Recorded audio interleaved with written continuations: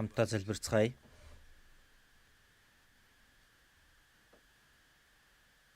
Биднийг хайрладаг ариун инэрэнгүй Тэнгэрд оршигч бидний Бурхан аав минь. Бурханаас холдон гэм нүглийн дотор байсан бид Бурханы уур хилэн ба мөнхийн шүүлт сүрлийг авахасаар аргагүйч биднийг өрөвдсөн тэр агуу хайраараа бидний авах ёстой байсан хараал ба шүүлтийг эзэн Есүс өмнөөс минь авч эзний урсгасан тэр үнэт цусаар бидний нүглийг мөнхөд угаан дахин шүүлт ба хараалыг авахгүй болгосон тэр агуу нэгүсэл тань талархаж байна. Тэр гайхамшигт Бурхны хайр ба нэгүслийг бидэнд ухааруулан бидний сүнс аврагдан мөнхийн найдвар дотор амьдруулдаг тэр нэгүсэл талархаж байна. Энэ цагт эзний үнэт цусаар золигдсон бид эзний өмнө хамтдаа цуглан эзний тэр агуу нэгүсэл ба хайрыг магтандуулж эзний үгийг суралцаж нөхөрлөж байгаа талархаж байна. Энэ цагт эзэн та бидний дунд хамт байгаа гэж итгэж байна. Бидний хүн нэг бүрийг анхааран харж Бурхны инэрэнгүй мутраараа хүн нэг бүрийг түшин барьж өгөөрэй. Бидний дунд одоо ч баттайгаар Бурхны нэгүслийг ухаараагүй хүн байгаа бол тэр сэтгэлийг нээж Бурхны мөнхийн нэгүсэл ба хайрыг ухаан аврагдаж мөн итгэлээрээ сул дорой хүн махбодын өвчин зовлонтой байгаа хүмүүрт зохистой нэгүслээ дүүргэн өгч бид үлдсэн амьдралдаа Бурхны хүсэл ба алдрын төлөө амьдрахад дутх зүйлгүй байлгаж өгөөрэй. Энэ ертөнцийн өдрөөс өдөр дэмэх самбраагүй болж гим нүглэр дүрч байна. Үнэхээр ганц өдрийн дотор юу тохиолдохыг мэдхийн аргагүй аимшигт ертөнц билээ. Энэ зовлонт хорон муу ертөнцийн дунд амьдарч буй бид Бурхны тусламж үгүй бол бид хизээд Яримо нэгний сорилтонд унахаасаар аргагүй билээ. Бурхан та нэгүсэл ба үг ариун сүнсний хүч чадлаараа биднийг зууран барьж бид үлдсэн амьдралаа Бурхны хүүхдийн хувьд ичиг зүйлгүй амьдрахад туслаарай. Улс даяарх манай чуулган дэлхийн олон чуулганууд бэрхшээл дундаж итгэлээ сахим сайн мэдээг тарааж буй бүхэл ахын дүүст Бурхны илүү агуу нэгүсэл ба үг ариун сүнсний хүч чадлаар хамт байж төгсгөлийн үед Бурхны хүсэж буй ариун үйл хэргийг илүүгээр биелүүлэхэд туслаарай. Зохистой цагт хэрэгтэй үгийг бидэнд өгч бидний явах замыг зааж өгдөг эзэн минь, энэ цагт ч бидэнд харуулахыг хүссэн эзний үг ариун Бурхан аавын хүслийг бидэнд илүүгээр ухааруулаарай. Бидний эзэн Есүс Христийн нэрээр залбирлаа. Амен. Магтан дууны баг дуулнаа.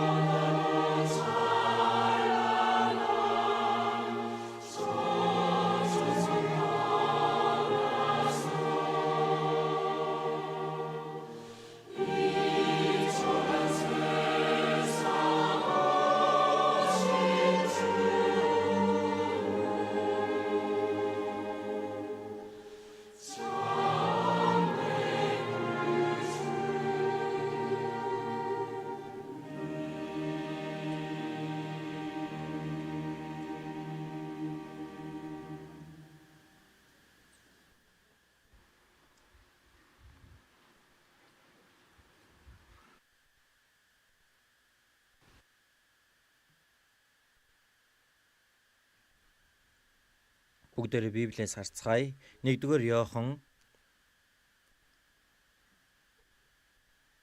1-р Иохан 4-р бүлэг. 1-р Иохан 4-ийн 10-аас 11 12 хүртэл. 1-р Иохан 4-ийн 10-аас 12 хүртэл хамт удаанаар уншицгаая. Бид Бурхныг хайрлсан бус харин тэр биднийг хайрлаж бидний нүглийн улмаас хүүгээ эвдрүүлэл болгохоор илгээсэн. Үүнд л хайр байгаа юм. Хайртууд минь, Бурхан биднийг ийхүү хайрлсан бол бид ч бие биеэ хайрлах учиртай. Хинч хизээч Бурхныг хараагүй. Хэрэв бид бие биеэ хайрлвал Бурхан бидний дотор байж түүний хайр бидний дотор төгс болно. За энэ хүртэл байна. Өнгөрсөн эзний өдөрч бас бүгдээрээ Бурхны хайрын тухай үгнээс сурсан. Өнөөдөр ч гэсэн үргэлжлүүлэн үгнээс дамжуулах гэж байна. Библийг тэр чигт нь хамгийн чухал үг. Бурхан ямар нэгэн бэ? Мөн Бурхны өмнө бид ямар хувь тавилантай байгаа вэ? Мөн Бурхан биднийг аврахын тулд ямар ажлыг хийсэн бэ? Бичээстэй байж байдаг. Энэ Библи дотроос хамгийн гайхалтай үг байгаа гэх юм бол 1-р Иохан 4-ийн 16 дээр Бурхан бол хайр мөн. God is love. Бурхан бол хайр гэсэн үг байгаа. За нэг хүн маш том зарлалын самбар босгоод тэн дээрээ Бурхан бол хайр. Бурхан таныг хайрладаг гэж бичсэн байсан. Үнэхээр баттай зүйл бол бид нар Бурханы өмнө бүхий л хүмүүс гэмтэн бөгөөд Бурханаас холдон ёрмын үйлсээр Бурханы дайсан болсон тэр үннийг Библи хэлж өгж байгаа.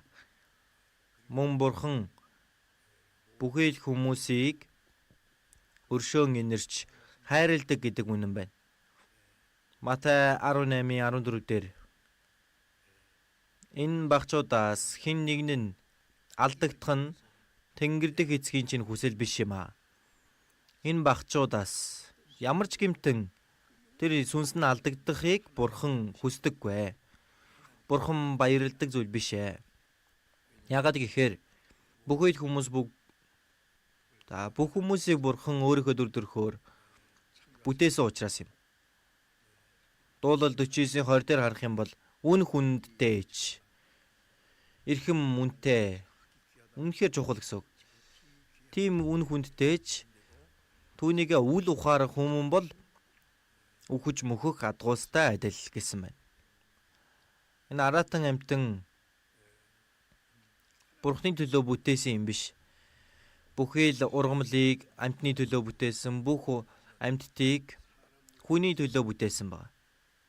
Хүн Бурхны дүр төрхийн дагуу бүтээгдсэн нь Бурхны ариун төлөвлөгөө, зорилгын төлөө бүтээсэн байж байна. Бурхантай адилхан мөнхөд амьдарч, Бурхантай адилхан алдар суутай болохын тулд нэг болцлыг эрхийг олж авах хэрэгтэй. Тэр Бурхны сорилтыг давах хэрэгтэй. Бурхантай адилхан болёо гэж байгаад хөөгдсөн бузар сүнс ажиллаж байгаа. Тэр бузар сүнсний сорилтыг ялгах үед Бурхантай адилхан болох тэр эрх маань өгөгддөг байна. Гэвтэл анхны хүн болох Адам тэр сорилтанд бүдэрч унсан. Тиймээс эдийн цэцэрлэгээс хөөгдөж мөн энэ газар хараагдж хүн газар дээр амьдрах хугацаанд зүдүүр, уй гашууданд бас өвдөлт янз бүрийн зовлон үхэл өгөгдсөн байна. Энэ бол ерөөсөө гим нүгэл хийсэн хүнд өгөгддөг Бурхны шүүлт ба хараал юм. Тэгэхээр үүгээр дуусаагүй. Тэр гим нүгэл дотор хүний сүнсийг аврах ажлыг бас хийсэн. Есүст итгэдэггүй хүмүүс хүртэл маш сайн мэддэг Библийн үг байгаа. Сайн мэдж байгаа бох тийм ээ. Иохан 3:16. Бурхан ертөнцийг үнэхээр хайрлсан учраас цорын ганц хүүгээ өгсөн.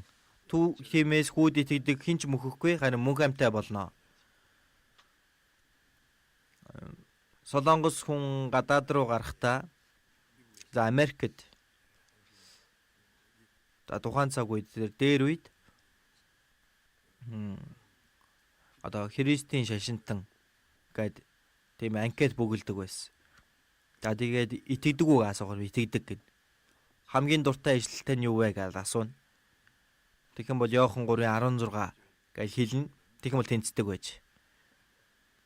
Хамгийн дуртай ишлэл нь гэж. За гэтэл тэр нэг ишлэл дотор үнэхээр Бурхны хайр бичээстэй байж байна. Түүнийг цээжилж мэдж байгаа гинэ Бурхны хайрыг ухаараагүй хүмүүс үнэхээр олон байгаа. Гэтэл Бурхан ертөнцийн хүнийг хэлж байна тийм ээ. Бурхны дүр төрхийн дагуу бүтээгдсэн хүн. Тэр хүнийг бүх хүмүүсийг 1-р Иохан 2:2 дээр харах юм бол тэр өөрөө бидний нүглийн эвдрүүлэл болсон бөгөөд зөвхөн бидний нүглийн төдийгүй хамаг ертөнцийн нүглийн эвдрүүл болсон билээ. Бид итгэдэг бидний нүглийг зогсохгүй одоо хүртэл итгээгүй байгаа бүх ертөнцийн хүмүүсийн бүгдийнхэн төлөө эзэн загалмай дээр өгсөн ба. Хүн төрлөختний гмийг золихын тулд. За гэтэл тэр Бурхны нэгүсэл ба хайрыг ухаан итгэх юм бол аврагддаг. Хүн там руу явах гэмтэн гим нүглээ уучлуулж аврагдсан гэдэг нь Бурхны төлөө онцгой юмыг хийдэг ч юм уу эсвэл сайн үйл үлддэг ч юм уу тэгэл болдог юм биш ээ. Бурхны биднийг хайрлаж тэр хайрыг нь ухаан итгэх юм бол сүрхгүй харин мөнх амьтаа болно. Үнэхээр гайхалтай биш вэ нү? Гэтэл хүмүүс тэр Бурхны хайрыг ухаарахгүй өөрсдөө Бурхныг хайж сүрэл рүүгээ чиглэн явж байгаа хүмүүс байна. 2 дугаар Петр номон дээр 2:12 дээр харах юм бол баригдаж устгагдахын тулд зөнгөөрөө төрж байдаг хэлгүй адгуустай адил. Аратан амтан гэдэг иддэгсэн жүү эсвэл хэрэглэгдсэн жүү хүний төлөө бүтээгдсэн байгаа. Баригдаж устгагдахын тулд зөнгөөрөө төрж байдаг хэлгүй адгуустай адил. Бурхныг мэдэхгүй, Бурхны нэгүслийг ухаарахгүй байвал амьтантай адилхан юм аа. Гэтэл амьтнаас ч дээрдэхгүй тийм ээ. Амьтан бол үхээ дуусна. Харин хүн үхээ дуусахгүй. Үхсний дараа шүүлт болон мөнхийн там хүлээж байгаа. Бурхныг эсэргүүцэн бузар сүнсийг дагаа амьдарч байгаа учраас бузар сүнсний явах тэр газар руу бузар сүнстэй хамт мөнхөд зовлон идлэх болно. Гэтэл бид тэр агуу Бурхны нэгүсэл ба хайрыг ухаан итгэсэн. Тийм биз дээ? Эфес 2:4 дээр харах юм бол биднийг хайрлсан аавуугаа хайраараа өршөөлөөр баян Бурхан маань биднийг хайрлсан аавуугаа хайр. Ямар агуу болоо. Тэр агуу хайр миний сэтгэлд мөнхөд гэрэлтэн байхад баяр хөөр ирнэ. Тэр агуу хайр.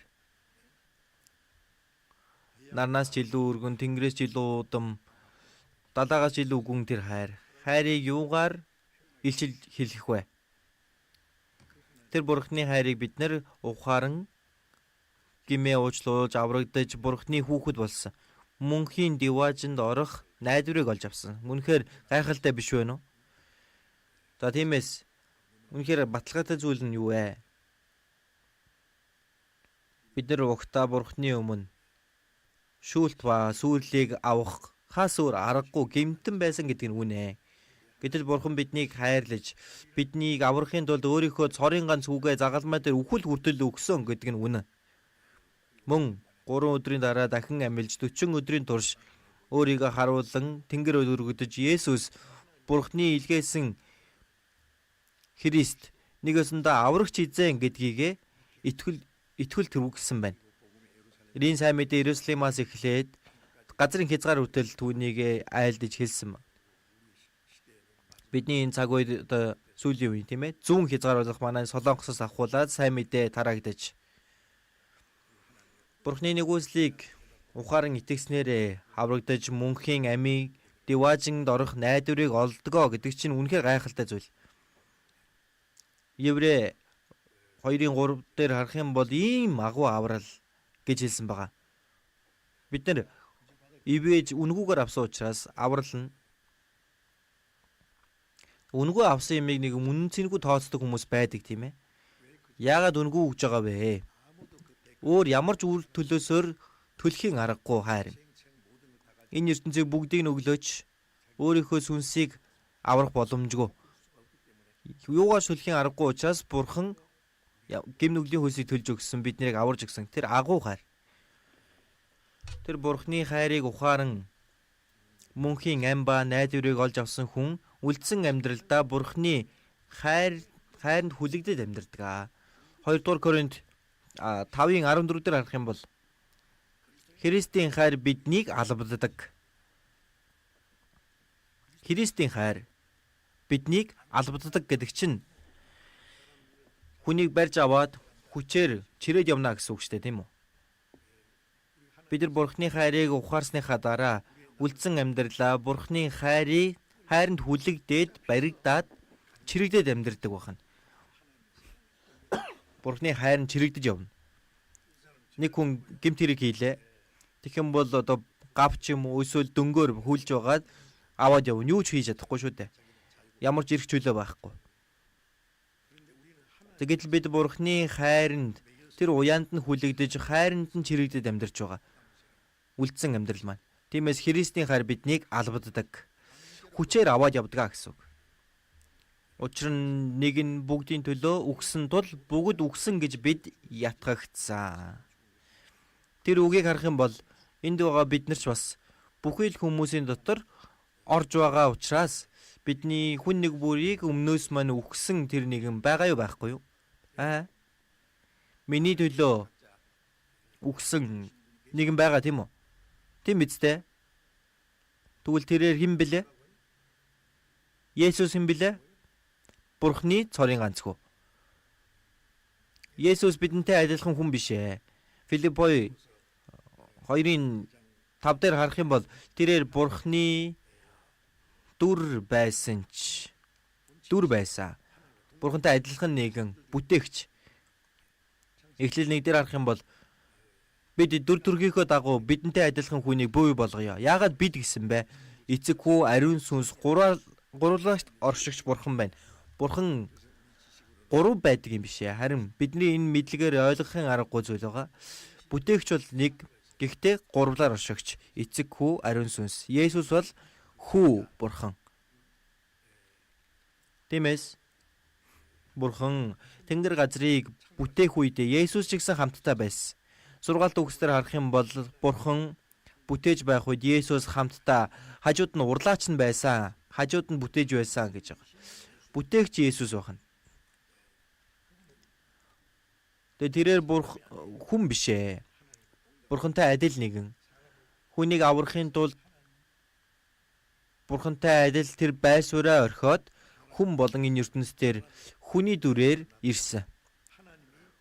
Бурхан хүний дүр төрхөөр ирсэн гэдэг нь Есүс. Тэгээд хүнтэй адилхан эмэгтэй биеэс төрж Бэтлехемийн тэр твшин дотор төрсөн тийм ээ. 30 жилийн турш ядуу мужааны хүүгээр амьдарсан. Хүнтэй адилхан болсон. Тэгээд 3 жил хагасын турш өөрийнхөө үйл хэргийг хийж хүмүүсийн сүнсийг аврах ажлыг хийхийн тулд Есүс Бурхны илгээсэн Христ гэдгийг баталган харуулахын тулд 3 жил хагасын турш Израилийн газар нутгаар явангаа үгсэн хүмүүсийг амьлуулан өвдсөнийг нь идгээж сохрыг нь нүдтэй болгож чөтгөрийг нь зайлуулж маш олон гайхамшгуудыг үйлдээд Бурхны хайрыг харуулan Бурхны үгийг дамжуулан Есүс Бурхны илгээсэн Христ гэдгийг маш олон баталгаагаар харуулсан. Гэтэл Израильчуудын хувьд маш олон евдээчүүд Бурхны тэр нэгүсэл ба хайрыг ухаарч чадаагүй. өөрсдийнхөө аврахаар ирсэн Христийг эсэргүүцсэн шалтгаан бол дээр үеэс ахуулан Вавилон, Перс, Грек, Ром хэдэн зуун жилийн турш харь үндэстнүүдийн доор баригдаж Есүсийн тухайн цаг үед Ром дэлхийн хамгийн хүчтэй улс байсан. Тэгээд Израиль Ромын харьяаллын улс болчихсон. За тэгээд хүчээр татвар хурааж, за тэгээд Цэзар Августын өмнө түүнийгээ өргөж Ромын цэргүүд Иерусалимыг эрхшээж байсан. Тэгээд тэр үед хамгийн чин сэтгэлийн хүсэл нь ерөөсөө тусгаар тогтнол.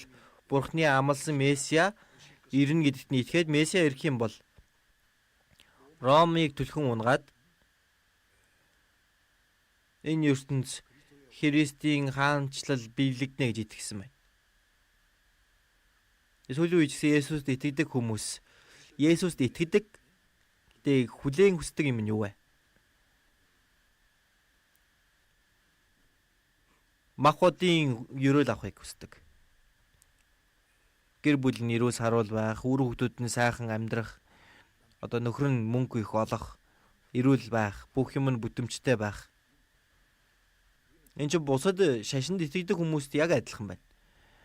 Түүнийг заагаад буйны шүтлэг гэж ярьдаг, тийм ээ. Ерөөлийг гуйдаг, хүсдэг. Сүнс аврагдах гэдгийг нэг оошоодөггүй. Тиймээс чуулган сүмд яваад байгаа. Сүнс нь аврагдаагүй хүмүүс маш олон байна. Иохан 3:3 дээр харах юм бол Есүсийн үгэн дээр хин дээрээс эс төрн тэр Бурхны хаанчлалыг юу гэдэг вүлээ? Үзэж үл чаднаа. Орж чадахгүй гээгүй, бүр үзэж чадахгүй гэсэн байна. Үзэхгүй байгаа юм чи яаж орох вэ? Мөн Иохан 3:5 дээр харах юм бол ус болон сүнснээс төрөхгүй бол Бурхны хаанчлалд орохгүй. Деважинд орох ганцхан болцол нь дахин төрөх ёстой гэсэн. Дахин төрнө гэдэг чинь англи хэлээр born again. Нэг удаа махбодоор төрсөн, дахин нэг удаа төрөх ёстой гэсэн үг байна. Эцэг эхээс дамжуулан махбод маань дахиад нэг удаа сүнс маань Бурханаас төрж байгаа.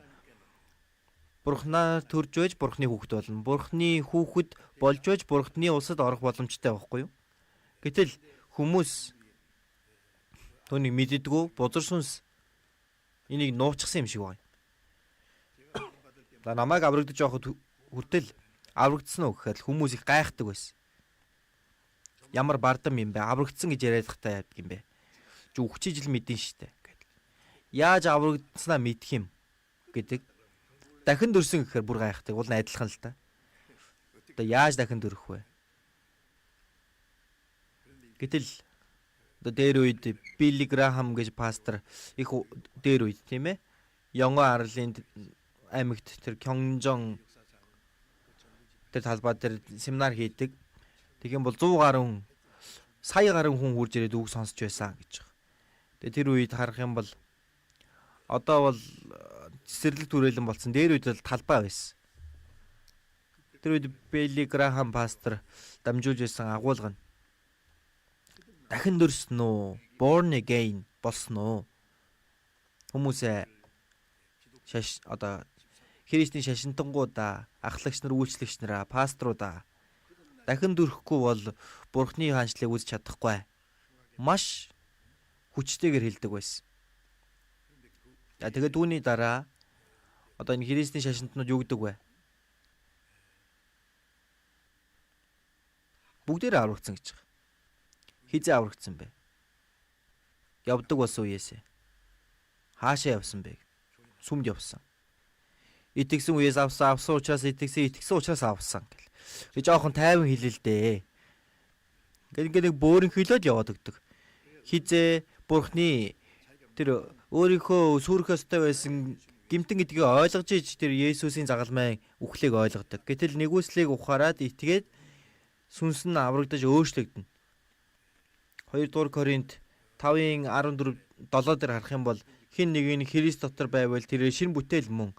Аврагдах үед Адам дотор Христ рүү шилжиж байгаа. Хүмүүсээ шинэ хүн болж байгаа. Шинэ бүтээл мөн. Харагтун хуучин өнгөрч шинэ болсон байна. гимтэн зөвхт болж байна. Сүрэг ёстой хүн Бурхны хүү болж байна. Мөнх амьтаа болж байна. Харагтун шинэ бүтээл болсон байна. Шинэ хүн болсон. Тийм зүйл байх ёстой, тохиолдол байх ёстой. Тийм тохиолдол байхгүй. Зүгээр ингээ бөөрийн хөлөөд хизээ аврагдсан байг асуухаар. За яг хизээ гэдгийг бол байхгүй. Тэгтэл аврагдсан гэл. Сүмд явсан өдрөөс ахуулан би итгэсэн өдрөөс аврагдсан. Өмнө ингээл сайн мэдээ тарахтаа асуухтаа аврагдлын тухай мэддэггүй. Зүгээр л ингээл бөөрийн хөлөөл тэр хуурамч аврал юм аа. Мэдхүү? Аврагдаагүй байж аврагдсан юм шиг дүр эсдэг хүмүүс олон байгаа. Үнэхээр буруу юм. Үнэхээр Бурхны тэр агуу нэгүсэл хайр ухаан аврагдаад мэдээд итгэлээрээ аврагдаж Бурхны хүүхэд болж Христэд итгэгчийн хуваар үлдсэн амьдралаа өнгөрүүлнэ гэдэг ямар гайхалтай зүйл вэ? Хүмүүсээ аврагдана гэдгийг та юу гэж боддгийг мэдэхгүй байна. Гэхдээ үнгүү өгдөг гэхээр үнгүү өгсөн юм чинь нэг тийм үн цэнгүү гэж хүмүүс боддог тийм ээ. ертөнцийн юм бол тийм байгаа. Гэх үнгүү өгсөн юм. Тэр үнэтэй эмиг үнгүүгээр хөгдөггүй шүү дээ, тийм ээ. Гэтэл гим нүгүлний маань уучлал болж бузар сүнснээс Бурхны хүү болж өөрчлөгдөж там биш харин деважн руу орох, Бурхны ард түмэн алдар суунд орох хүн. Энэ бол өчүүхэн юм биш ээ. Би ч аврагдахаас өмнө нэг 10 гаруй жил үнэнхээр хичээнгүйл явсан. Би деважнгийн хамгийн урд очно гэж бодсон. Бусад залуучуудтай адилхан ертөнцийн янз бүрийн зугаатай сонирхолтой юмсуудын нэг ч удаа мэдэхгүй бүр. Багасаа сүмд явсан. Жуулганы байр баригдахад тэнд ажиллаж байгаад бүр гимтэж. За дээрээс нь теологийн 4 жилийн сургууль сурсан. Үнэхээр хичээнгүйл сайн мэдээ тарааж би хамгийн урд нь очно гэж боддог байсан деважнгийн. Гэтэл хизээ төрсөн дахин төрсөн бэ. Дахин төрснөө хэлээч гэсэн. Өөрийгөө дахин төрсөн үгүйгээ мэдэхгүй байна гэж чинь дахин төрсний нотлохоо байхгүй байна гэл маш хүчтэйгээр хэлсэн. Би гайхаж байгаа юм. Би чи хизээ дахин төрлөө гэж харсан. Дахин төрсөн тохиолдол байхгүй. Зүгээр нэг булзааруулаад өнгөрч гисэн. Тэгээ яг ингээд шийдвэрлээд би дахин төрөөгүй байна гэдгийг мэдсэн баг. Дахин төрөөгүй бол тийм ээ. Сургаал заарлаа гэдэг важинд очихгүй шүү дээ. 2 жил сургаал заагаал нэг чуулганы дааж аваал. Аврагдахаас өмнө хагасаа өдөр болох юм бол сайн мэдээ тараахад хичээнгүйлээ яваал. Амралтын өдрүүдээр гадагшаа явж сайн мэдээ тараагаал. Гэтэл тэгээд деважнд очдог гэдэг нэг ч үг байхгүй. Тэгж байгаа Бурхны үгийг ухаарсан 1962 оны 10 сарын 30-ны орой 8 цагийн үед дахин төрсөн хүн бол одоо Йохан Весли, түүний дүү Чарльз Весли, түүний дараа Чарльз Сполжин, Чарльз Фини, Whitefield гэдэг одоо сайн мэдээ тараагч нар бас Америкийн Дэйл Муди. Тэр хүмүүс дахин төрсөн тухайга маш тодорхой хэлдэг. Хэдэн оны тэдэн сарын тэдэнд тэдэн цаг гэдэл бүр хэлдэг. Тэр цаг тийм чухал биш. Тэр он сарын чухал биш ээ. Харин яг тодорхой тийм тохиолдол байна. Одоо би бусад бүх юмыг мартсан ч бай. Тэгэхээр дунд нь байгаа юмсуудыг ер нь сандаггүй. Одоо 63, 64 жил өнгөрсөн байна. Маш олон зүйл тохиолдсон. Ийм бүр тогтож бодохгүй нэг бодогддоггүй. Би аврагдаад хичээнгүйлэн сайн мэдээ тарааж байгаа хаана очиж унтаж юу идэж тэр ерөөсөө санагддаггүй. Маш олон удаа үйлсэн, олон ч удаа уйлсан, их зовсон. Гэхдээ сандаггүй. Гэхдээ аврагдах үед болсон тэр зүйл яг л өчигдөр юм шиг маш тод нэрнгээсэ. Яг өчигдөр юм шиг маш тодорхой. Дахин төрнө гэдэг нь гарцаагүй тийм тохиолдол байгаа юм. Аврагдсан гэдэг чинь Бурхны нэгүслийг ухаарсан, Бурхны хайрыг ухаарсан. Йохан 5:24 дээр харах юм бол үгийг минь сонсоод намайг илгээгч түүнд итгэгч нь мөнх амьтаа болох бөгөөд яллагдахгүй. яллагдахгүй, шүүгдэхгүй, үхлээс гэтэлж амин шилжсэн. Там руу явах хувь тавилангаасаа Деважинд очих хувь тавилан руу өөрчлөгдсөн байна. Үүнийг яаж мартах юм бэ, тийм үү? Хамгийн гайхалтай зүйл шүү дээ. Тэгээд тэр үеэс ахуулаад шинэ бүтээл бидний амьдрал маань энэ шинээр эхэлсэн байгаа юм. Бурхны хүүхдийн хувьар шүү. За тэгэхээр одоо хамгийн гайхалтай үг маань өнгөрсөн эзний өдөр ч гэсэн дамжуулж хэлсэн байгаа. 1-р Иохан 4-дэр Бурхан хайр. Бурхны хайр. За тэгэхээр энэ Бурхны хайрын тухай дахин нэмж хэлэх хэрэгтэй юм шиг байна. Тиймээс 1-р Иохан 4-ийн 10-ыг бас хамт уншъя.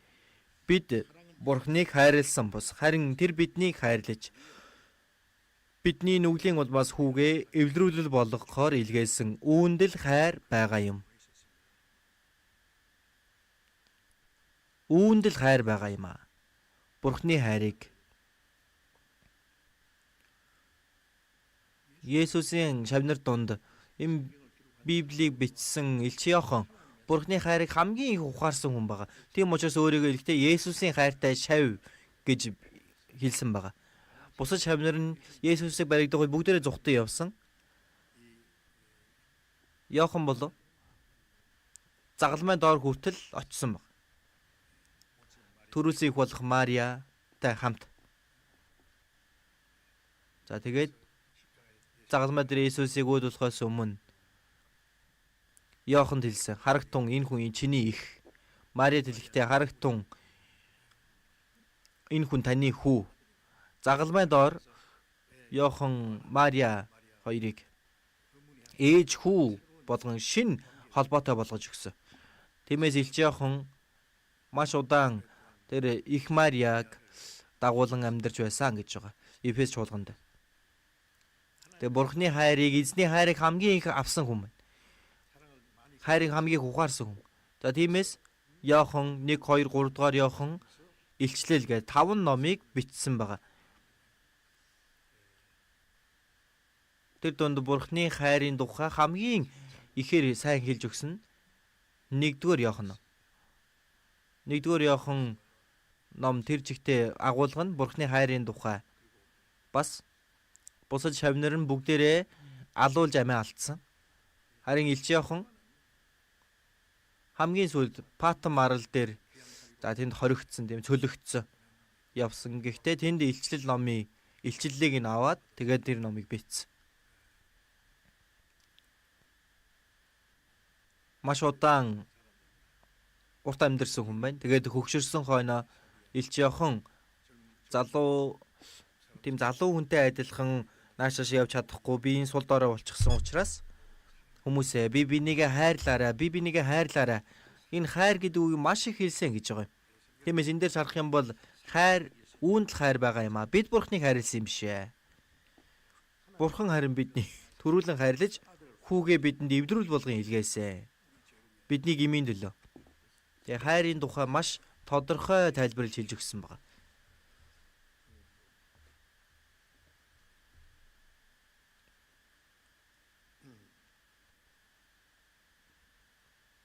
Есдүгээр ишлэлийг бас дахин уншиж үзье. Бурхан цорын ганц хүүгээ ертөнцид илгээсэн нь түүгээр дамжуулан биднийг амьд байлгахын тулд юм. Үүгээр Бурхны хайр бидэнд ичлэгдсэн билээ. Үүнд л хайр байгаа юм аа. Хайр энд байна. Тэгээ Бурхны хайрыг тайлбарлахдаа Бурхан цорын ганц хүүгээ ертөнцид илгээсэн нь биднийг энэ ертөнцийн дээрх бүхий л хүмүүсийг Бурханаас холдон завхарсан сатаны иргэшэл дотор байгаа бүхий л ертөнцийн хүмүүс хайрлсан байна.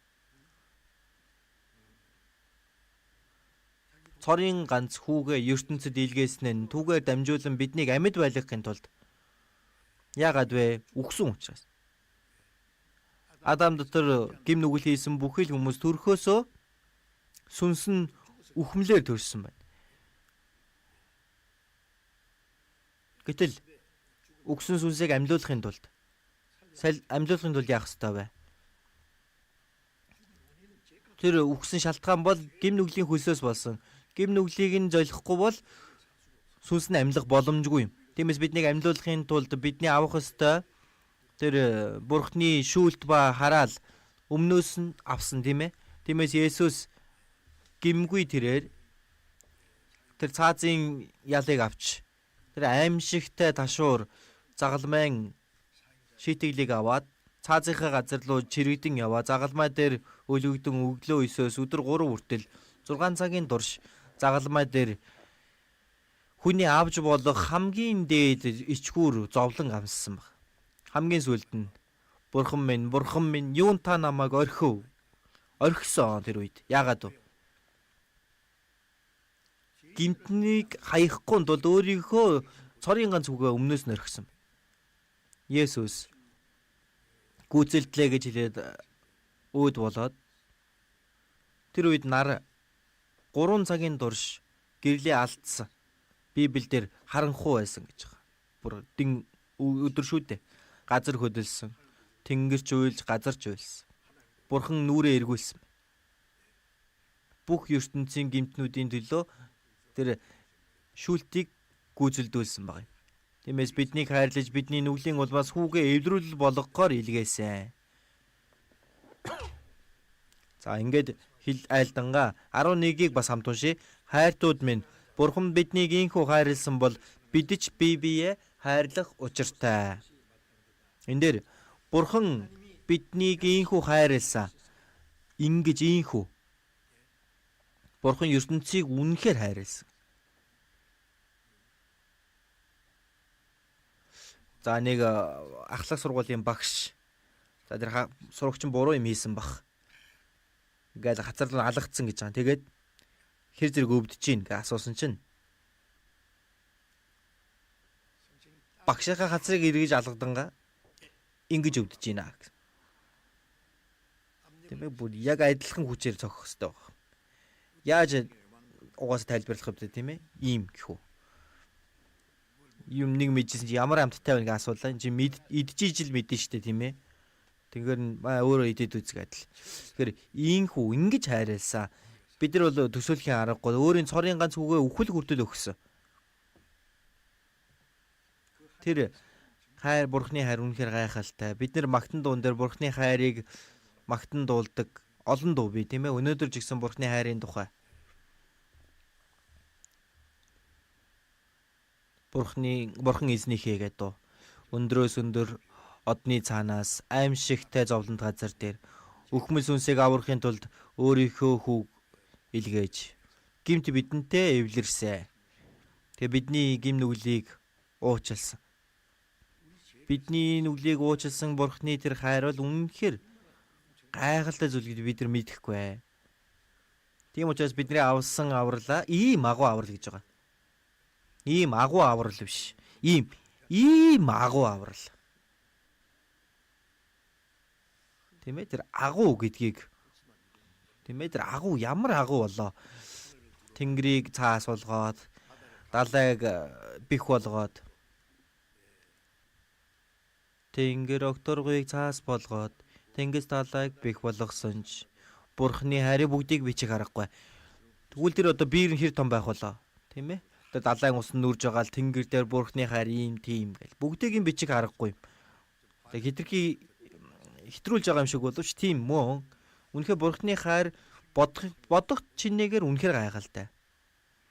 Бурхан биднийг ийхүү хайрлсан бол бид ч бие биеэ хайрлах учиртай. Одоо Есүс би та нарыг яаж хайрлсны адил та нар мөн бие биеэ хайрлагдсан. Эцэг намайг хайрлсны адил би бас та нарыг хайрлсан. Хайранд минь байгтун. Та нар бие биенээ хайрл. Бид ч бие биеэ хайрлах учиртай. Хинч хизээж Бурхныг хараагүй. Тийм биз дээ. Бурхныг харсан хүн байхгүй. Есүс харагдахгүй Бурхны хайр хүн болон гарч ирсэн нэг юм. Есүс бол Бурхны хайрын биелсэн дүр гэж хэлж болно. Есүсийн төрөлт, амьдрал, үхэл, энэ дахин амьдрал бүхий зүйл Бурхан биднийг ямар их хайрладаг гэдгийг бодитоор харуулж өгч байгаа. Бурхны хайрыг Есүсээр дамжуулаад. Тиймээс Бурхныг хараагүй хэрэг бид бие биеэ хайрлал Бурхан бидний дотор байж түүний хайр бидний дотор төгс болно. Бид нар бие биенийгээ хайрлах юм бол Бурхан бидний дунд байх болно. Үнэхээр гайхалтай үг. Бурхан яг одоо хаана байгаа вэ? Бурхан бие биенийгээ хайрлаж байгаа хүмүүс, Бурханы хайрыг ухаарсан хүмүүс бие биенийгээ хайрладаг. Эцэг намайг хайрлсны адил би бас та нарыг хайрлсан. Би та нарыг яаж хайрлсны адил та нар мөн бие биеэ хайрлагтун. Бурхан эцэг цорын ганц хүүгээ хайрлсан шиг тэр хайраар Есүс биднийг хайрлсан байна. Өөрийнхөө амийг өгч. Бие биеэ хайрлах юм бол тийм учраас Бурханы хайрыг ухаан сүнснээ аврагдсан хүн тэр аврагдсан баталгаа нь юу вэ? Хайрладаг. Бие биенийгээ. Бие биенийгээ хайрлж яана гэдэг чинь Бурханы хайрыг ухаарсан гэдгийн нотлогоо юм аа. Аврагдсан баталгаа юм, тийм ээ?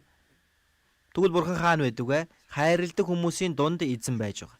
Бид бие биеэ хайрлавал Бурхан бидний дотор байж түүний хайр бидний дотор төгс болно гэдэг үг бол тэр дотор Бурханы хайр багаар бүрэн төгс болж байдаг. Тэр Бурханы хайрын өргөн урт өндөр гүн ямар болохыг тэмээ Эфес 3 дугаар бүлэг дээр багаар мэдэнгээ Бурханы бүх дүрлээр бэлхах болдог. Гэтэл түүний ганцаар болж чадахгүй. Бурханы хайрыг ухаарсан хүмүүс хайрын дотор багаар боловсрдог байна. Ямар нэгэн ертөнцийн хүмүүсийн нэг одоо дуу бас байдаг. Өөрийг чинь мэдэх үеэс хайрыг мэдсэн. Хайрыг мэдсэн үеэс аз жаргалыг мэдсэн. Үнэхээр яг тийм байдаг болоо мэдэхгүй. Гэхдээ ганцаараа бол хайр гэдэг ном аваад дуустал хэд удаа уншлаа. Тэгээд хайр юу вэ гэдгийг мэдэхгүй. Хайрлж ижил мэднэ. Тийм үстэй. Бурханы хайрч бас бид нэр аврагдах үед Бурханы хайрыг ухаарсан. Гэхдээ Бурханы хайрын өргөн өндөр гүн урт тэр гайхалтай хайрыг багаар мэдэж явна гэдэг нь Христийн зан чанарыг өөрсдийнхөө дотор багаар биелүүлж байгаа. Тиймээс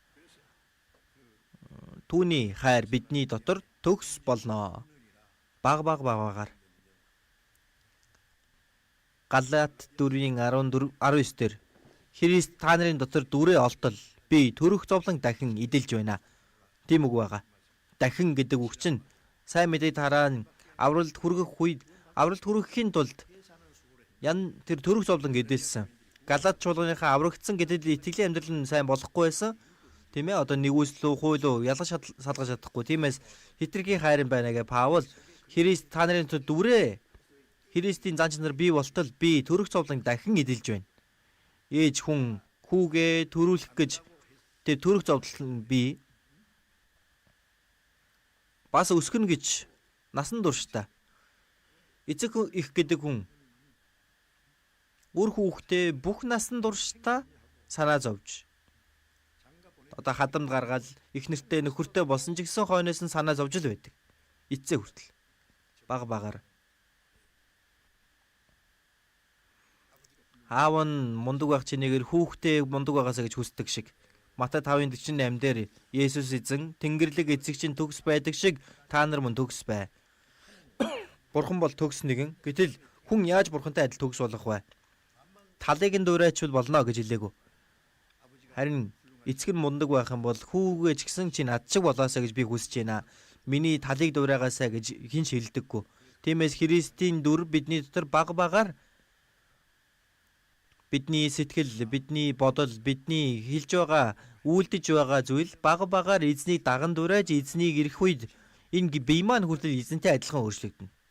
Багаар өөрчлөгдөх хэрэгтэй. Янз бүрээр өөрчлөгдөж болохгүй шүү дээ. За тиймээс 1-р Коринт 13 дугаар бүлэг дээр хайрын бүлэг гэдэг тийм үү? 1-р Коринт 13 4-р ишлэлдээ 7 хүртэл харах юм бол хайрын тухай тайлбарласан. Хайр төвчээртэй, инэрэнгүй, хайр атаархдаггүй, бардамдаггүй, ихрэгдэггүй, зүй бус авиралдаггүй, хувиа боддоггүй, зэвүүрхдэггүй, Үс хураадаггүй.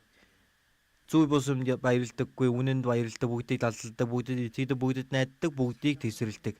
Хайрыг ингэж тайлбарлахдаа яг тийм адармаатай байгаа юм бол Христийн зан чанар юм. Есүс ямар нэгэн бэ? 1-р Коринт 13:4-өөс 7 дээр Есүсийн тэр зан чанар гэж гарч байгаа.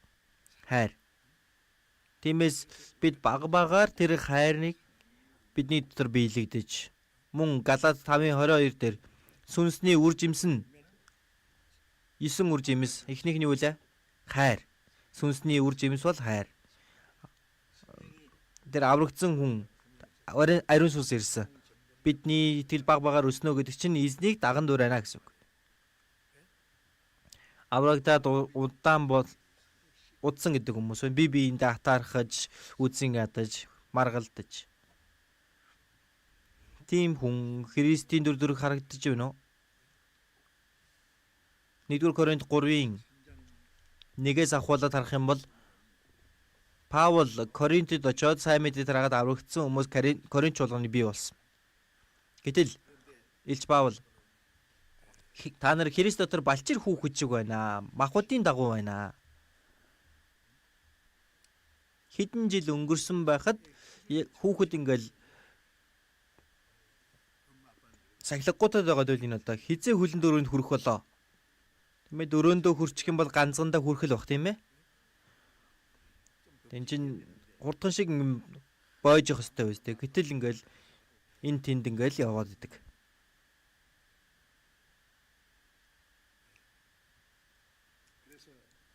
Гэтэл за тиймээс Христийн зан чанар биелэгдэх юм бол бүгдийг далдалдаг, бүгдэд итгэдэг, бүгдэд найддаг, бүгдийг тэсвэрлэдэг. Христийн зан чанар юм. Христийн зан чанар багаар биелэгддэг байна. Тэгэх юм бол үзэн яддаг хүнч байхгүй болно. Бүх хүмүүсийг өрөвдөн харж хайрлан эзэнтэй адилхан сэтгэлтэй багаар эзнийг дагдаг байна. За тэгвэл хувиргууд юуг дагдаг бол? Өдөр болгон будагийн өмнө ингээл нөгөө эрхээ эргүүл адил тийм ээ. Толгоо үсээ хусчихсан махад хүсэл гарч ирэх юм бол тэргээ дагалгүйгээр хугалж хаяад л боддог дагаж байгаа багаар. Үнэхээр одоо нинжин сэтгэлтэй. Тэр жигсэн ингээл хийг яваад байвал дагдаг юм шиг байна. Тэгвэл Христ итгэж хүн хэнийг дагах хэвээр вэ? Дуурайх хэвээр вэ? Тийм ээ? Одоо хувиргууд буддаг дуурайж байгаа юм бол Есүст итгэдэг хүмүүс чинь бурхан аавыгаа дуурайх хэвээр үстэй. Есүсийг дагах хэвээр. За Томас Акемпис гэдэг хүний бичсэн Христийг дуурай гэдэг ном байгаа. Илч Паул 1-р Коринт 11:1 дээр би Христийг дуурайдаг шиг. Илч Паул үнэхээр Христийг дуурайсан. Илч Паул аврагдсанаас хойш насан туршдаа сайн мэдээг тарааж шинэ гэрээний 14 номыг бичсэн. Тэгээ Ромд очиж сайн мэдээ тарааж байгаа толгой таслуулан хүртлээ Илч Паул буруу хийсэн байгаа юу? Байхгүй. Галаат 6:17 дээр харах юм бол би бидээ Есүсийн оромнуудтай гэсэн байна. Есүс бурхны дүр, Есүсээр дамжуулан харагдсан тийм ээ. Намайг харсан эцгийг харсан.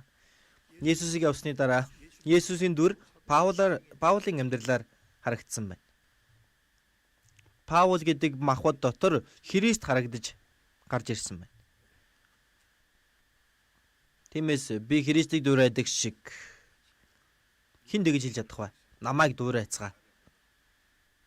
За бид нар ч гэсэн эзнийг багаар дуурайх ёстой.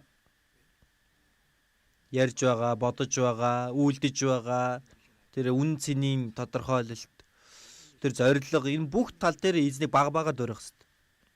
Эзнийг дагах хэрэгтэй. За 1-р Петр 1-ийн 8 дугаар ишлэлийг харъя.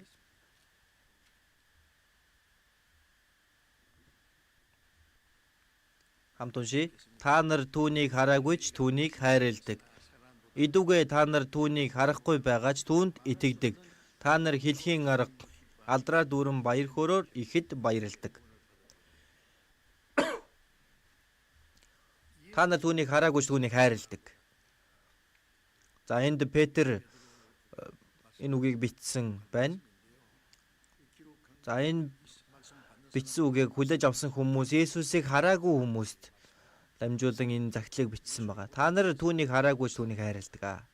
Эдүгэ та нар түүнийг харахгүй байгаа ч бид нар эзнийг хараагүй. Бурхныг ч хараагүй, харин үгээр дамжуулан Бурханд итгэж, Бурхны хийсэн ажилд итгэж, үгээр дамжуулж Есүсийг мэдэн, Есүсийн хайрыг ухаарж, Есүсийн зан чанар нь юу вэ?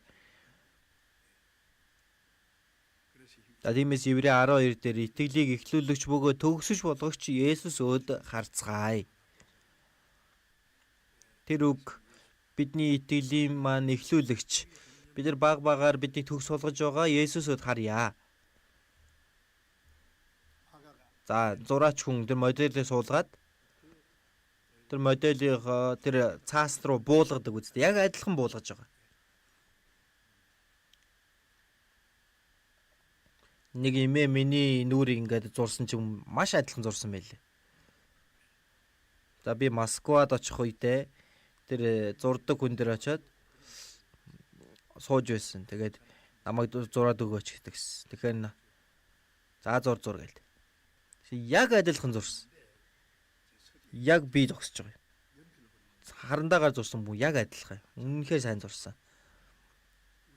Тэгээд бид нар модель суулгаж байгаа тэр зураач хүн модель нүд, хамар, ам, за үс гэдэл бүгдийг нь өөрийнхөө тэр цаасан дээрээ буулгаж зурдаг шиг Есүсөд харцгаая гэдэг чинь Есүсийг өөрийнхөө зүрхсэтгэл амьдрал дотроо буулгаж ирья.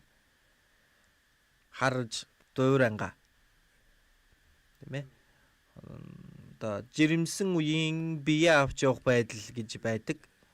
Ээж хүн хүүхдээ гидсэндээ байх үед нь тэр төрхөөс нь авахуулаад одоо мундаг хүн болгохын тулд өөрийнхөө хүндэлдэг хүнийхээ зургийг тавьж байгаа л ингээд хараад байх юм бол хүн тэр хүүхдийг дурайдаг гинөө. Тэр одоо үнэн болов сайн мэдэхгүй юм. Арайч тэхгүй бах тийм ээ. Гэхдээ Есүсийг бид нар байн гарч байгаа.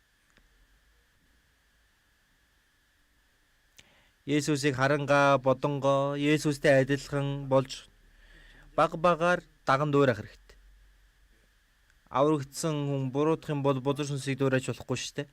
Энэ ертөнцийн хүмүүсийг харах юм бол бодож байгаа, ярьж байгаа, үйлдэж байгаа яг л бузар сүнстэй адилхан хүмүүс байна. Бүр нүүр хүртэл ингээ өөрчлөж тийм билээ.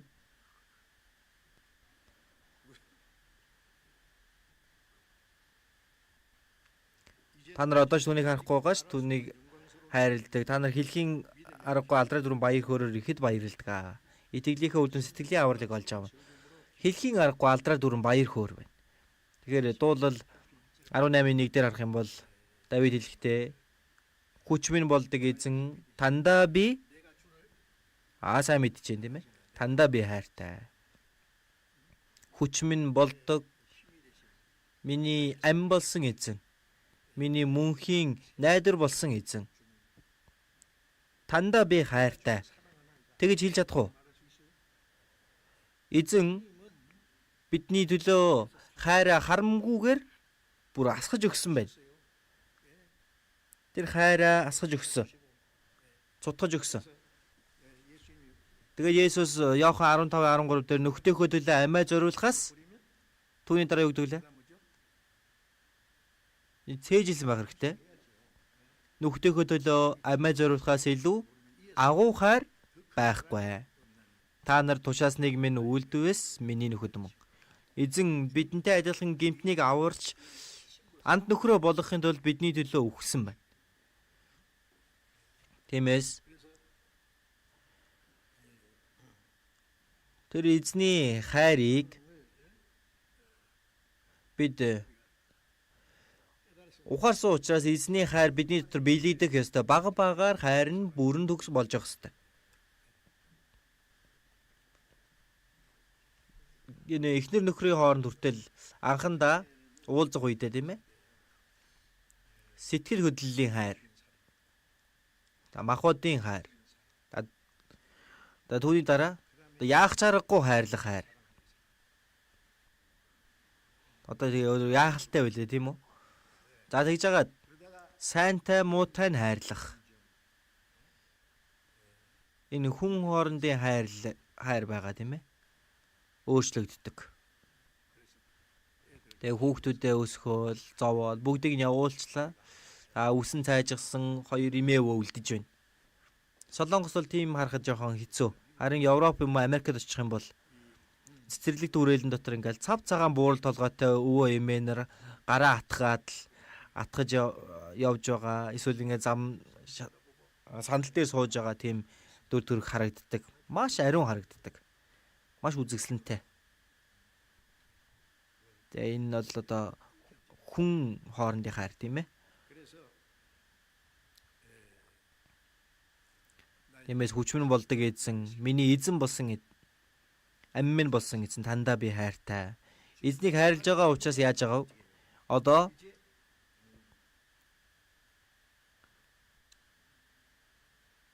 эзнийхээ үгийг сахин үстэй. Эзнийг хайрлаж байгаа учраас эзний хайрыг үгийг сахих ёстой.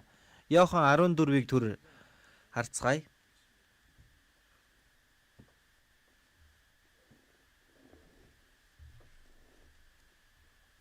Иохан 14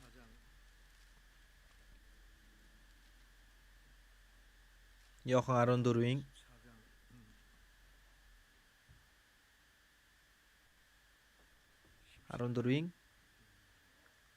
21-ийг хамт уншъя. Миний тушаалуудыг хүлээн авч сахигч нь намайг хайрлагч мөн. Намайг хайрлагч нь эцэгт минь хайрлагдана. Би ч түүнийг хайрлаж өөрийгөө түүнд илчлэн гэж хэллээ. Есүс миний тушаалуудыг хүлээн авч сахигч нь намайг хайрлагч мөн. Эзнийг хайрлаж байгаа хүн эзний тушаалыг сахин үстэй тийм үү? Намайг хайрлагч нь эцэгт минь хайрлагдана. Эзнийг хайрлаж ивэл өнгөрсөн удаа бас үгэн дээр хэлж байсан тийм ээ. Дуулал 145-ын 20 дээр харах юм бол өөрийг нь хайрладаг бүхнийг эзэн хамгаалдаг гэж хэлсэн. Бурхан өөрийг нь хайрлаж байгаа нэгнийг хамгаалдаг.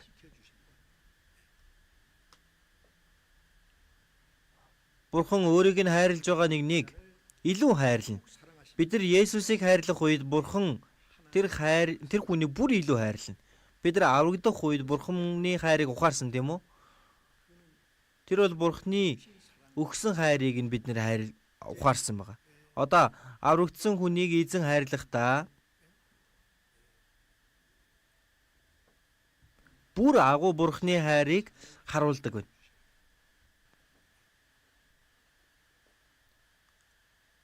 За хүүхэд тийм үү? Эцэг их аав ээжигээ хайрлах юм бол тэр эцэг их нь хүүхдээ бүр илүү хайрлана. Өөр хүүхэд нь тийм ээ? Хүүхэд нь байж ингээл үгэнд орохгүй яваад ивэл чинь бүр үзэн ядна. Энийг бас яах вэ гэдэл тийм үү?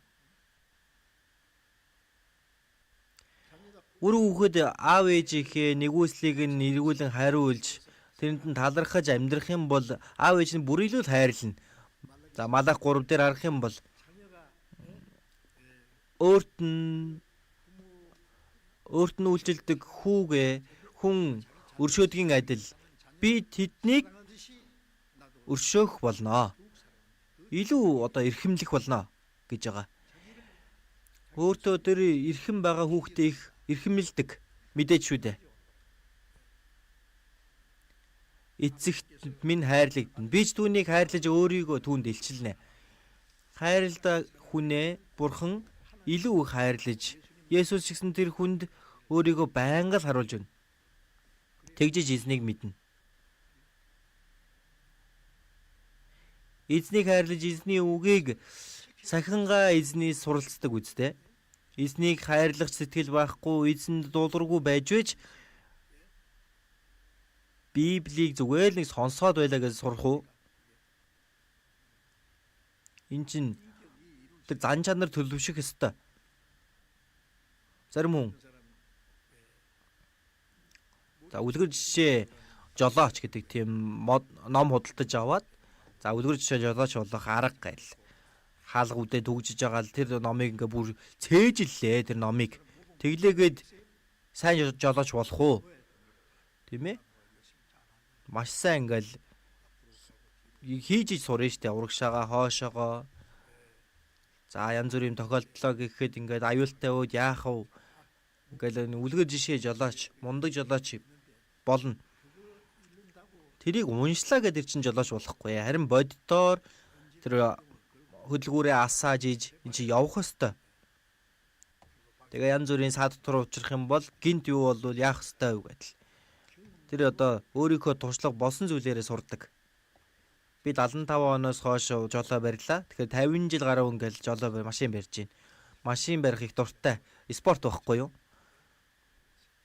За би Сөүлд ирээд Сөүлөөс Пусан хүртэл ингээ ганцаараа анхандаа Пони гэдэг нэг жижигхэн машин байсан.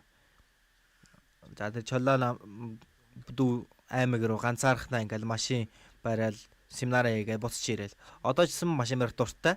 Гэхдээ жолоо өгдөггүй надаа.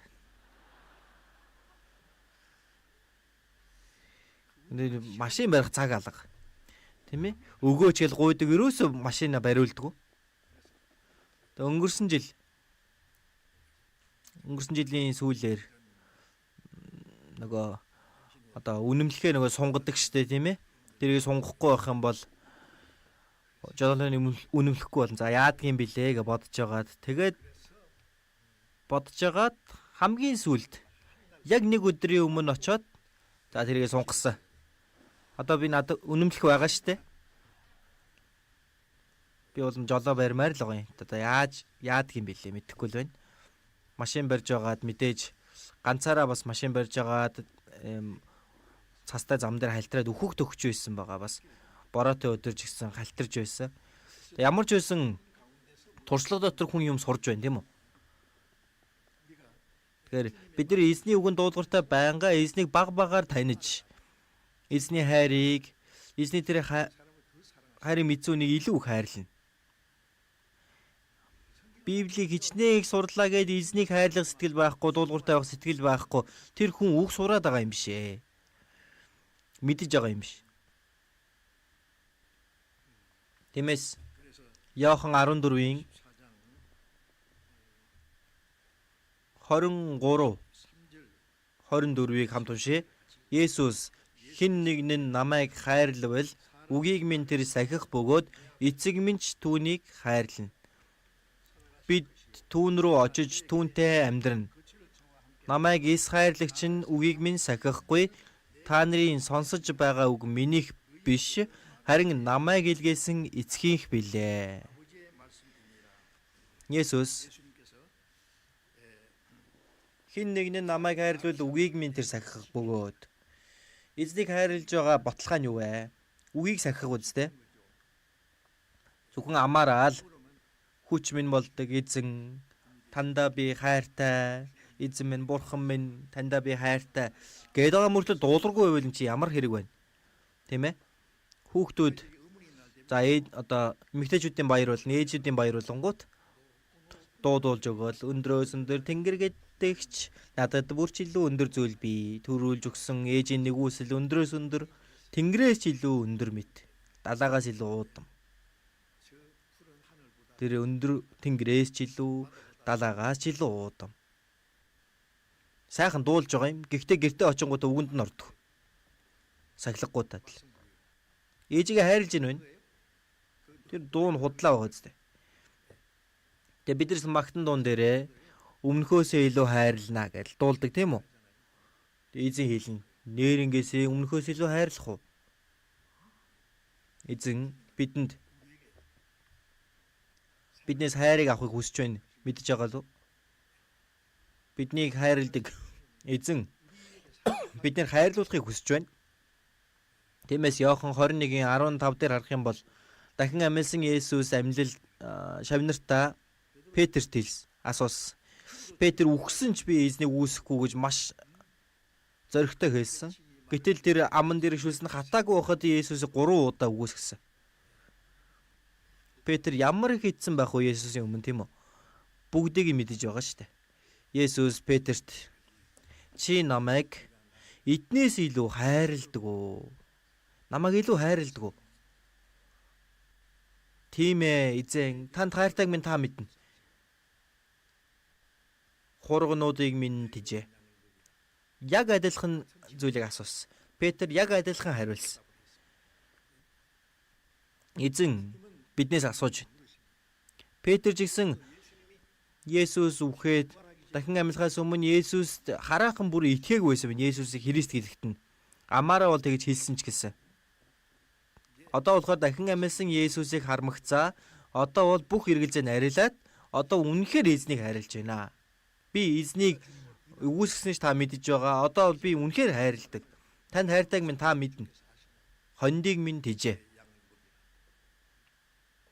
Тэр эзэн бидний ч гэсэн яг адилхан биднээс асууна, тийм ээ? Яах вэ? Би эзэн таныг хайрладаг та мэднэ. Хэр зэрэг хайрлаж байна? Тэнгэрийн дайтай, газрын дайтай, эцэг эх шигэ, үр хөвгт шигэ, юунаас илүү эзнийг би хайрлаж байна. Мэдээч шүү дээ, тийм үү? Иохан 15:13 дээр бидэнтэй адилхан гэмтний төлөө амиа зориулахаас илүү агуухаар байхгүй. Би үхэх гэж байсан. Гэтэл намайг аврахын тулд анд нөхөр маань үхчихлээ. Түүнээс илүү агуухаар байхгүй. Бидэн шиг нүгэлтнийг аврахын тулд эзэн өмнөөс минь үхсэн байна. Түүнээс илүү агуухаар хаана байна? Гэтэл бид нар эзнийг ямар их хайрладаг вэ? Нэг жаахан. Санахаараа л нэг жаахан хайрлаад. Матай 22 дээр харах юм бол Есүс ингэж хэлсэн. Хуулийн аль тушаал нь агуу гэх үед нь Есүс чи эзэн бурхнаа бүх зүрх, бүх сэтгэл, бүх оюун ухаанаараа хайрл. Бурхныг хэр зэрэг хайрлах вэ? Эзэн бурхнаа бүх зүрх, бүх сэтгэл, бүх оюун ухаанаараа өөрийн эзэн бурхнаа хайрл. Яагаад вэ? Эзэн бидний төлөө бүх сэтгэл, бүх оюун ухаан, бүх зүрх, бүх амьнасаа зориулаад хайрлсан биз дээ. Хайрлсан зүйлийг эргээ гаргаад ирээ гэж байна.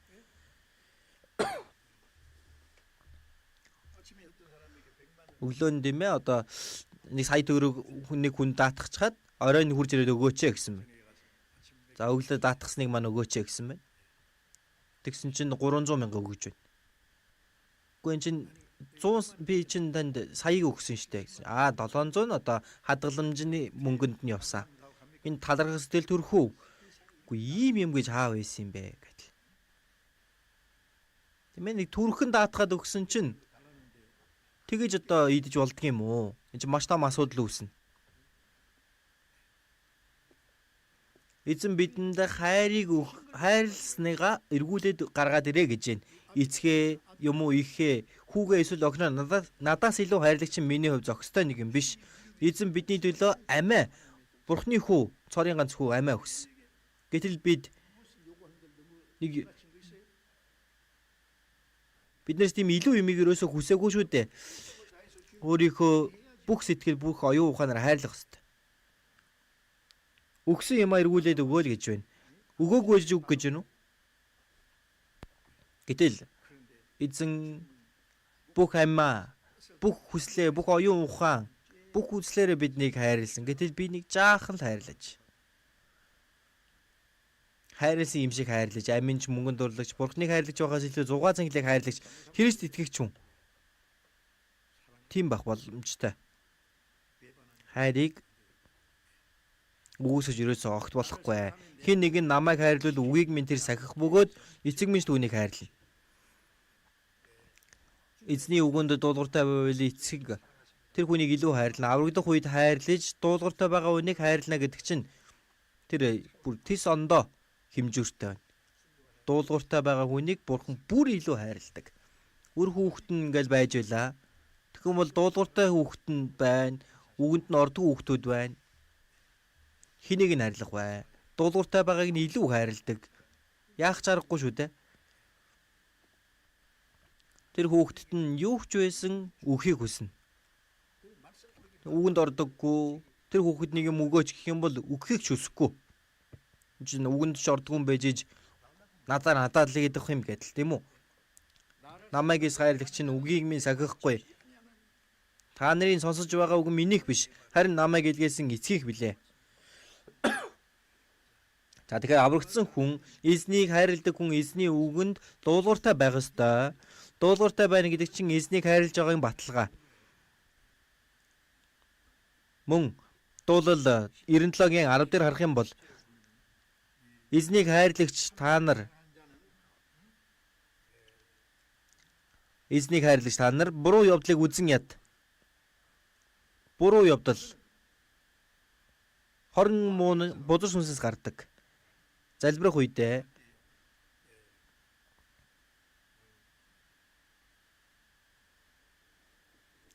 уруу татагдахгүй тулд сэргийг бай, залбир гэж хэлсэн тийм үү? Тэр хорон муу нэгэн бузар сүнс. Хорон муу уруу татагдахгүй тулд хорон муу зүйл бузар сүнснийх юм аа. Аврагдсан Христэд итгэгч нар хүртэл магадгүй хорон мууг хийгээд тийм юм бодлоо гэх юм бол бузар сүнс тийм бодлыг өгдөг. Искариотын сэтгэлд Есүсийг зарах санааг өгсөн. Тэр бодлыг ингээл бариад яваад байдаг байна. Бузар сүнс Есүсийг бариулах санааг Юдасын зүрхэнд диавол өгөөч. Тэгээд эхлээ бодол, дараа нь үйлдэл гарна. Тийм биз дээ. Тэгэхээр эзнийг хайрлагч та нар буруу явдлыг үзэн ядаа. Тэгээ Ром 8:28 дээр харах юм бол за цаг байхгүй би шууд хэлье. Ром 8:28 дээр Бурхныг хайрладаг, түүний зорилгын дагуу дуудагдсан хүмүүсийн сайн сайхны төлөө бүх юм хамтдаа ажилдаг. Бурхныг хайрладаг хүн бүхий л зүйл хамтдаа тэр сайнны төлөө ажилдаг гэсэн байна. Бурхны хайрын амьдралдаа хэрэгжүүлж байгаа хүн, тэр хүн Бурхны хүслийг биелүүлдэг байна. Йосеф байсан тийм ээ. Яаковын 11 дэх хүү Йосеф аавынхаа хамгийн их хайрладаг хүн. Ах нар нь хамгийн их үзэн яддаг. Тиймээс ах нар нь Йосефийг алах гэж байгаад боолуулга зардаг тийм ээ. 30 шекелээр зарсан. За тэгээд зарагдаад Йосеф ямар ч гэмгүй тэр Йосеф боол зарц болоод Потифарын гэрийн үйлчлэгч болсон байна. За тэгэл одоо их үнэхээр дуулууртай, сайн үнэнч байсан учраас тэр Потифар өөрөө хааны одоо түшмэл хүн. Тэгээ гэрийнхээ хамгийн том хүн болгосон баг. Гэтэл нэг асуудал, Потифарын эхнэр Йосефийг харахад их одоо гайгүй дажгүй харагдаж байгаа юм царайлаг. Гэл харагдаж байна тийм ээ. Байнга л ингээл одоо харч чулуудаж байсан байна. Йосеф байнга л зүхтаж байсан. Нэг өдөр хинч байхгүй байх үед Йосефийг барьж аваад надтай унт гэсэн. Тэгсэн би яаж тэгэх юм бэ? Йосеф одоо энэ гэрийн бүхий л зүйлийг надад нэг эзэн маань өгсөн. Гэхдээ таныг бол өгөөгүй. Та бол одоо тэр хүний эхнэр татгалцсан байгаа. Нэг өдөр хинч байхгүй үед нь шууд барьж аваад хувцснаас нь зууран байж авсан. Йосеф гадуур хувцас тайлаад зүхтаад гарсан байна. За тэгээ нөхөр нь ирэнгүүт оройн Потифарын эхнэр хэлсэн байна. Тэр одоо хаанаас ирсэн мэддэхгүй тэр залууг манай гэрт одоо зарцуулгаж чи намайг шившиг болголоо. Тийм учраас ингээ би орилсон хувцас орхиод зүхтаад явсан. Ал наатга. Тэр нэмэгтэй үнэхээр хорон муугаар Йосефийг алуулах гэж байсан. Потифар жоохон эргэлзээ төрсөн байж таарна.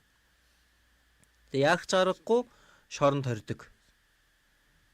За тэр хааны ордонд үйлчлэгчдийн хоригддаг шорон тустай байсан байна. Их одоо хэлс хэрэг үүрээд шоронд орсон. Гэтэл шоронд байхад талхчин за бас сүнч хаанд дарс барьдаг сүнч байсан. Тэр хоёр хүн зүүдэлдэг. Йосеф зүүдлийн тайлсан тийм ээ. Одоо тэр талхчин тийм ээ. Одоо 3 сакс гэдэг нь 3 өдөр юм аа. 3 өдрийн дараа өөрийг чинь гаргаж ирээд тэргүй нэг чинь биеэс чи авч модонд өлгөнө. Шууд махыг чинь идэх болно.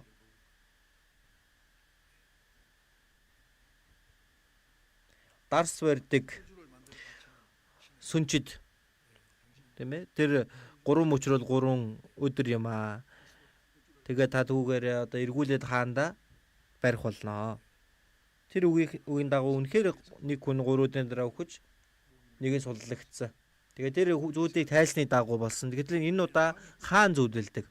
Гэтэл юу зүүдэлж байгаа нь дээрээс нь энэ бүр энэ дүүн энэ зүүд нь 2 ч удаа зүүдэлж байгаа юм тийм ээ. Үнэхээр хэцүү зүүд байсан. Тэгээ Египтийн хамаг л одоо мэрэгдийг дуудаж ирээд асуусан хинч тайлж чаддаггүй. Тэр үед л нэг юм нөгөө сүнч байсан тийм үү? Намайг шоронд байх үед нэг зүүд сайн тайлдаг залуу байсан. Тэр залуу би тайлсны дагуу миний зүүд болсон биесээ. Тэгсэн задуудаад ирсэн. За тэгээд Йосеф хааны өмнө очиод хааны зүүдийг тайлж өгсөн. Бүгдээрээ мэднэ үстэй тийм ээ?